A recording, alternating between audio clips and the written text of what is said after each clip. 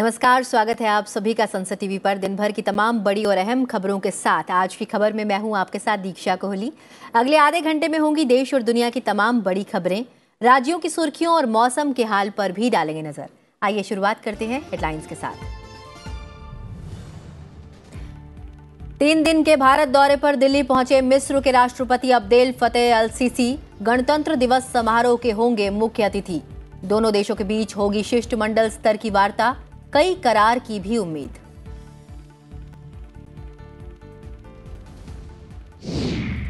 प्रधानमंत्री राष्ट्रीय बाल पुरस्कार विजेताओं के साथ पीएम नरेंद्र मोदी का संवाद, बच्चों ने साझा की साहस से भरी कहानियां। इस साल 11 बच्चों को मिला अवार्ड।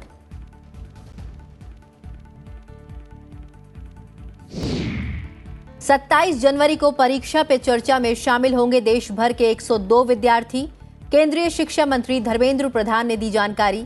शिक्षा पे चर्चा कार्यक्रम प्रधानमंत्री की परिकल्पना।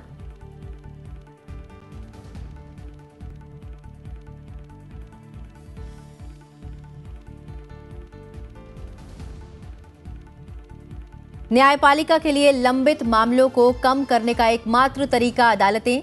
ई कोर्ट्स परियोजना के समारोह में बोले केंद्रीय कानून मंत्री, फिलहाल 4 करोड़ 90 लाख लंबित मामले।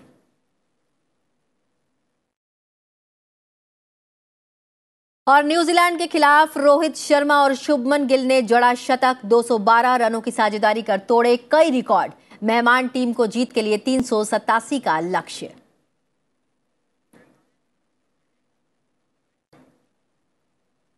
और खबरें विस्तार से। मिस्र के राष्ट्रपति अब्देल फतेह अल सीसी आज भारत की 3 दिन की यात्रा पर दिल्ली पहुंचे, जहां उनका स्वागत किया गया। राष्ट्रपति अल सीसी गणतंत्र दिवस समारोह के मुख्य अतिथि होंगे। उनके साथ 5 मंत्रियों और वरिष्ठ अधिकारियों समेत एक उच्च स्तरीय शिष्टमंडल भी है। मिस्र के राष्ट्रपति को गणतंत्र दिवस पर मुख्य अतिथि के रूप में पहली बार आमंत्रित किया गया है। मिस्र की सेना का एक सैन्य दल भी गणतंत्र दिवस परेड में भागीदारी करेगा। इससे पहले मिस्र के राष्ट्रपति अक्टूबर 2015 में तीसरे भारत अफ्रीका मंच शिखर सम्मेलन में भागीदारी करने और सितंबर 2016 में भारत के राजकीय दौरे पर आए थे। भारत और मिस्र इस वर्ष अपने राजनयिक संबंधों की स्थापना का 75वां वर्ष मना रहा है। 2022-23 में G20 में भारत की अध्यक्षता के दौरान मिस्र को एक अतिथि देश के रूप में आमंत्रित किया गया है। राष्ट्रपति अल सीसी का राष्ट्रपति भवन में कल औपचारिक स्वागत किया जाएगा। राष्ट्रपति द्रौपदी मुर्मू यात्रा पर आए राष्ट्राध्यक्ष के सम्मान में राजकीय भोज की मेजबानी करेंगी। राष्ट्रपति अल सीसी द्विपक्षीय, क्षेत्रीय और आपसी हितों के वैश्विक मुद्दों पर प्रधानमंत्री नरेंद्र मोदी के साथ शिष्टमंडल स्तर की वार्ता और एक द्विपक्षीय बैठक भी करेंगे। विदेश मंत्री एस जयशंकर राष्ट्रपति सीसी से मुलाकात करेंगे। राष्ट्रपति अल सीसी अपनी यात्रा के दौरान एक व्यावसायिक कार्यक्रम में भारत के व्यावसायिक समुदाय के साथ भी बातचीत करेंगे। प्रधानमंत्री नरेंद्र मोदी ने आज प्रधानमंत्री राष्ट्रीय बाल पुरस्कार विजेताओं के साथ बातचीत की। प्रधानमंत्री अपने आवास 7 लोक कल्याण मार्ग पर देश के बाल नायकों से मिले और उनके अनुभवों को सुना। इस साल बाल शक्ति पुरस्कार की विभिन्न श्रेणियों के तहत देश भर से 11 बच्चों को PMRBP 2023 के लिए चुना गया है। पुरस्कार पाने वालों में 11 राज्यों और केंद्र शासित प्रदेशों के 6 लड़के और 5 लड़कियां शामिल हैं। ये बच्चे देश के अलग अलग क्षेत्रों से इनोवेशन, समाज सेवा, शैक्षिक, खेल, कला संस्कृति और वीरता की कैटेगरी के लिए चुने गए हैं। इस साल प्रधानमंत्री राष्ट्रीय बाल पुरस्कार देश के सभी क्षेत्रों से चुने गए 11 बच्चों को कला और संस्कृति में 4, वीरता के लिए 1, इनोवेशन के लिए 2, समाज सेवा के लिए 1 और खेल के लिए 3 पुरस्कार दिए गए हैं। इस वर्ष परीक्षा पे चर्चा के लिए 38 लाख से ज्यादा विद्यार्थियों ने पंजीकरण कराया है, जो पिछले वर्ष की तुलना में 50% अधिक है। पिछले वर्ष लगभग 15,50,000 विद्यार्थियों ने पंजीकरण कराया था। केंद्रीय शिक्षा मंत्री धर्मेंद्र प्रधान ने इस बात की जानकारी दी है। उन्होंने कहा कि इस बार परीक्षा पर चर्चा के लिए देश भर से 102 विद्यार्थी आएंगे। NCERT द्वारा आयोजित कला उत्सव के विजेता भी परीक्षा पर चर्चा में रहेंगे। शिक्षा मंत्री ने कहा कि कल तक विद्यार्थी दिल्ली पहुंच जाएंगे। ये लोग गणतंत्र दिवस परेड में अतिथि के तौर पर रहेंगे। 27 जनवरी को परीक्षा पर चर्चा होगी। 28 जनवरी को विद्यार्थियों को दिल्ली में कर्तव्य पथ, पीएम संग्रहालय, वार मेमोरियल, राजघाट, सदैव अटल दिखाया जाएगा। ये 29 जनवरी को बीटिंग रिट्रीट के भी अतिथि रहेंगे। परीक्षा पे चर्चा कार्यक्रम प्रधानमंत्री की परिकल्पना है। इस अनूठे कार्यक्रम में देश विदेश के विद्यार्थी, अभिभावक और शिक्षक संवाद करते हैं। 2 स्टूडेंट्स लगभग सभी राज्यों को प्रतिनिधित्व करते हैं। इस बार उसके अलावा एनसीईआरटी एक कला उत्सव ऑर्गेनाइज करती है। डिस्ट्रिक्ट लेवल कंपटीशन से स्टेट लेवल कंपटीशन को होते हुए एक national level competition, song, drama, dance, artistic work, उसके ऊपर 10 आयामों में कला उत्सव मनाया जाता है। 2015 से पीएम की विजन से उसको शुरू किया गया था। इस बार कला उत्सव की जो अवार्ड विनर्स रहे, बेस्ट परफॉर्मर्स रहे, एक नेशनल लेवल की जूरी रहता है। ऐसे जूरियों के द्वारा जो अच्छे परफॉर्मर, लगभग 80 कला उत्सव की पार्टिसिपेंट, फिनालिस्ट, वे भी इस बार परीक्षा पे चर्चा पे रहेंगे। कानून मंत्री किरेन रिजिजू ने कहा कि न्यायपालिका के लिए लंबित मामलों को कम करने का एकमात्र तरीका अदालतें हैं। दिल्ली में ई कोर्ट्स परियोजना के पुरस्कृत लोगों के अभिनंदन समारोह में कानून मंत्री ने कहा कि न्याय में तेजी लाने की आवश्यकता है। उन्होंने कहा कि देश में फिलहाल 4 करोड़ 90 लाख लंबित मामले हैं। ये एक बड़ी संख्या है। उन्होंने कहा कि मामलों के निपटारे में देरी का अर्थ है न्याय से इनकार और न्याय में देरी। किरेन रिजिजू ने कहा कि ई कोर्ट्स एक महत्वाकांक्षी परियोजना है। यह परियोजना अंतिम चरण में है। उन्होंने कहा कि प्रधानमंत्री नरेंद्र मोदी इस परियोजना को लेकर काफी सकारात्मक रहे हैं। वे न्यायपालिका की मांगों को पूरा करने और सहायता देने में काफी सक्रिय हैं। Today, the total numbers of pendency of cases in our country is around 4 crore 90 lakhs. 4 crore 90 lakhs is a huge number, especially when you think about so many people are unable to get justice. Pendency means delay of justice. Delaying of justice is denying of justice. When we are talking about access to justice, we must ensure that the justice must be delivered at the fastest possible pace. So, delivery of justice is a critical component here. The only way to reduce the rate of pendency is by coming together between government and judiciary. We'll have to come together. Technology will play a very, very critical role. So this E-committee has initiated an E-court project, now phase 3, which is almost at the final stage. केंद्र सरकार स्वास्थ्य संबंधी जरूरतों पर अधिक केंद्रित होकर आपदा की स्थिति में इसके प्रबंधन की क्षमता मजबूत करने के लिए प्रतिबद्ध है। केंद्रीय स्वास्थ्य मंत्री डॉक्टर मनसुख मांडविया ने दिल्ली में राष्ट्रीय आपात चिकित्सा दल के उद्घाटन सत्र को संबोधित करते हुए ये बात कही। उन्होंने कहा कि इस पहल से देश में और यहाँ रहने वाले समुदायों को आपदा से निपटने में मदद मिलेगी। उन्होंने ये भी कहा कि आपात चिकित्सा दल के क्षमता निर्माण, मानकीकरण और राष्ट्रीय और राज्य आपात चिकित्सा दलों की कार्यसूची तैयार करने से काफी मदद मिलेगी और उन्हें किसी भी हादसे की स्थिति में घटनास्थल पर कार्रवाई के लिए तेजी से तैनात किया जा सकेगा। तो देश के पास G20 की प्रेसिडेंसी है। हेल्थ सेक्टर में इमरजेंसी में हम बहुत कुछ कर सकते हैं। ये हमने कोविड क्राइसिस के दरमियान देखा भी, दुनिया ने भी देखा। मैं कल सुबह लौटा हूँ वर्ल्ड इकोनॉमिक फोरम में जाके। एक ऐसा प्लेटफॉर्म है जहाँ पर दुनिया के सभी कॉरपोरेट सेक्टर होते हैं, पॉलिटिकल विल भी वहाँ पर होती है और इंटेलेक्चुअल लोग भी वहाँ पर होते हैं। यहाँ मैंने देखा आज भी कोविड मैनेजमेंट, G20, इंडिया की इमर्जिंग इकोनॉमी, ये आज इंटरनेशनल फोरम में टॉकिंग पॉइंट है। राजस्थान के कोटा में 2 दिवसीय कृषि महोत्सव, प्रदर्शनी और प्रशिक्षण मेले का आयोजन किया जा रहा है।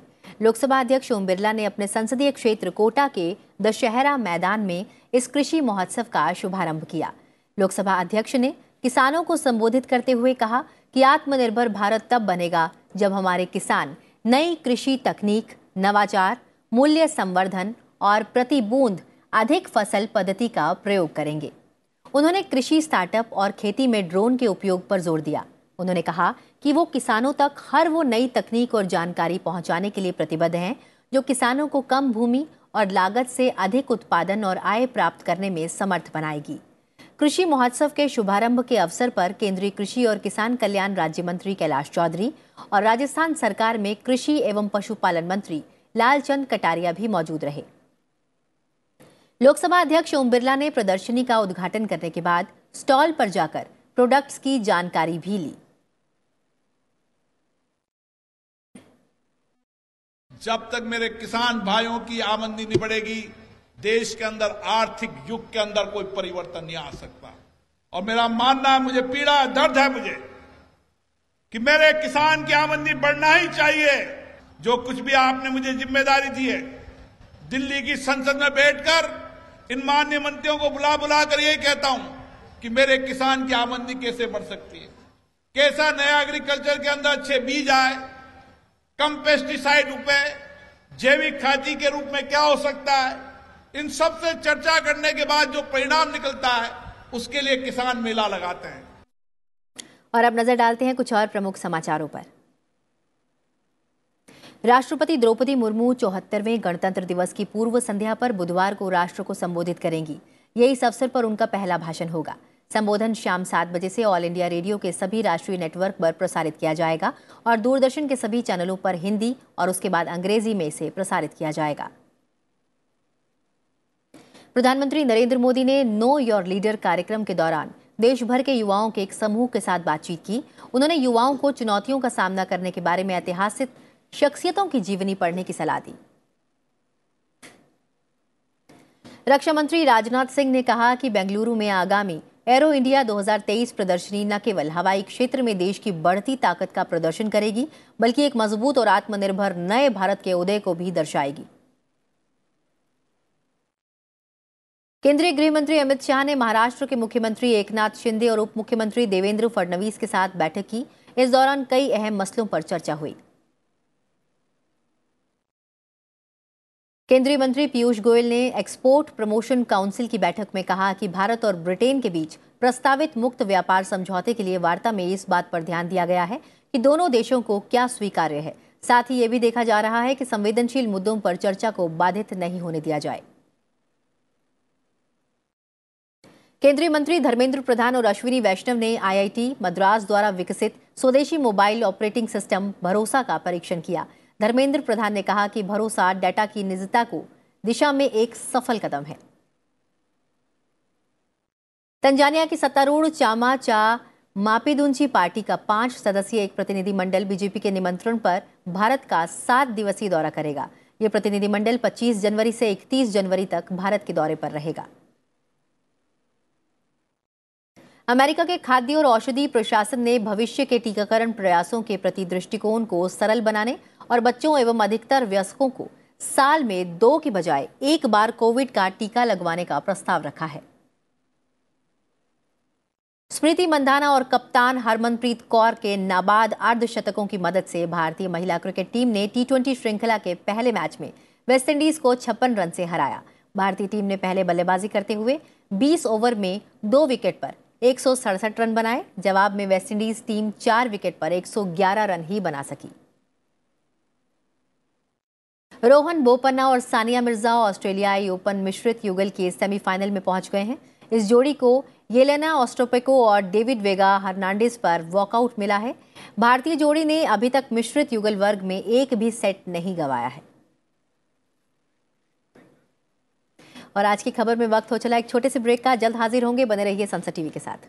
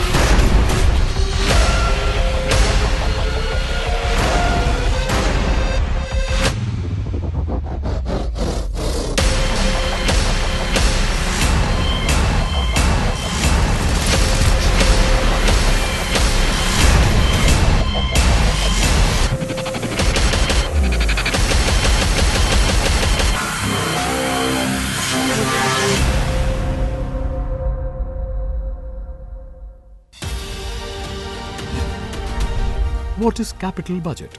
It's made up of capital receipts and payments. Capital receipts are loans raised by the government. Capital payments are expenses on acquiring assets like land, buildings, machinery and equipment, investments in shares, loans and advances by the centre to state and union territories, government companies and others.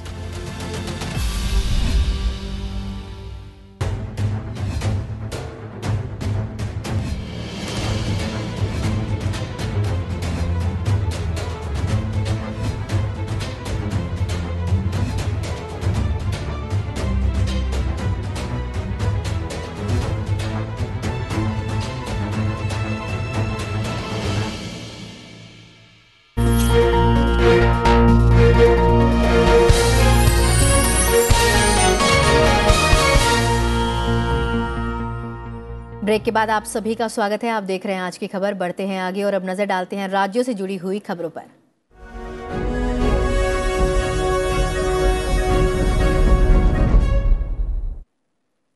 Himachal Pradesh के मुख्यमंत्री सुखविंदर सिंह सुक्खू ने दिल्ली में प्रधानमंत्री नरेंद्र मोदी से शिष्टाचार मुलाकात की और उन्हें हिमाचली संस्कृति की महक से भरे उपहार दिए।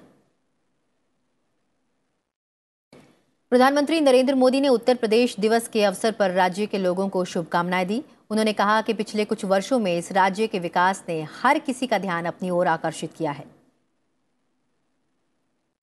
उत्तर प्रदेश की राज्यपाल आनंदीबेन पटेल और मुख्यमंत्री योगी आदित्यनाथ ने लखनऊ में मनाए जा रहे 3 दिवसीय उत्तर प्रदेश दिवस की शुरुआत की। योगी आदित्यनाथ ने प्रदेशवासियों को बधाई देते हुए राज्य को आत्मनिर्भर बनाने का संकल्प लिया। कांग्रेस सांसद राहुल गांधी की भारत जोड़ो यात्रा की आज की शुरुआत जम्मू के नगरोटा से हुई। पदयात्रा में अभिनेत्री से नेता बनी उर्मिला मातोंडकर भी शामिल हुई। उत्तराखंड के मुख्यमंत्री पुष्कर सिंह धामी ने राष्ट्रीय बालिका दिवस पर आयोजित एक कार्यक्रम में कहा कि सरकार विधानसभा में महिलाओं को 30% आरक्षण देने का विधेयक लेकर आई है। इसके साथ ही महिलाओं को खेल के क्षेत्र में भी सुविधाएं मुहैया कराई जाएंगी। गुजरात के उद्योग मंत्री बलवंत सिंह राजपूत ने बिजनेस 20 इंडिया की बैठक के तहत गुजरात G20 कनेक्ट पर पूर्ण सत्र को संबोधित करते हुए कहा कि गुजरात का लक्ष्य अगले 12 साल में अनुमानित 80 लाख टन सालाना की क्षमता हासिल कर दुनिया का हरित हाइड्रोजन केंद्र बनने का है। पार्षदों के हंगामे के बीच दिल्ली नगर निगम के सदन की कार्यवाही एक बार फिर महापौर और उप महापौर का चुनाव कराए बिना स्थगित कर दी गई। इससे पहले निर्वाचित प्रतिनिधियों के साथ उपराज्यपाल द्वारा मनोनीत सदस्यों ने शपथ ली।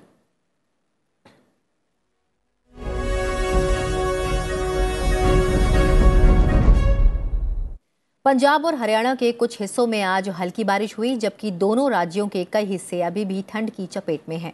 मौसम में बदलाव के बावजूद पंजाब में बठिंडा कड़ाके की ठंड की चपेट में है, जहां न्यूनतम तापमान 4 डिग्री सेल्सियस दर्ज किया गया।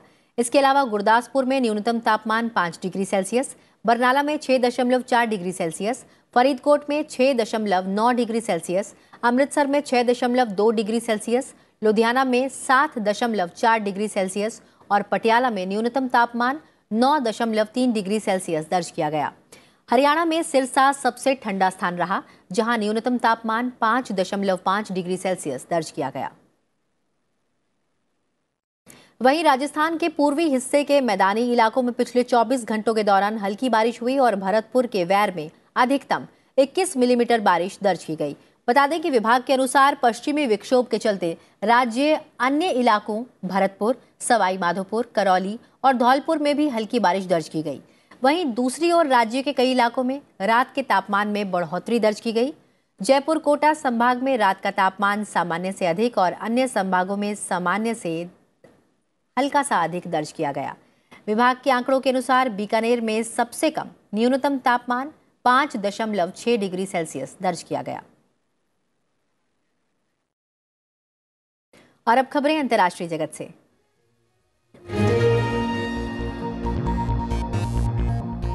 पाकिस्तान में आज राजधानी इस्लामाबाद समेत दूसरे हिस्सों में बिजली आपूर्ति धीरे धीरे बहाल कर दी गई। पाकिस्तान के प्रधानमंत्री शहबाज शरीफ ने राष्ट्रीय ग्रिड में गड़बड़ी के कारण देश भर में बिजली गुल हो जाने और इस कारण लाखों लोगों को हुई परेशानी को लेकर माफी मांगी। हालांकि कराची, क्वेटा और लाहौर जैसे प्रमुख शहरों को अभी भी बिजली नसीब नहीं हो पाई है। पाकिस्तान में सोमवार को राष्ट्रीय ग्रिड में खराबी के कारण बड़े पैमाने पर बत्ती गुल हो गई थी, जिससे राजधानी इस्लामाबाद और वित्तीय हब कराची समेत मुल्क के बड़े हिस्से में लाखों लोग अंधेरे में रहने को मजबूर हो गए थे।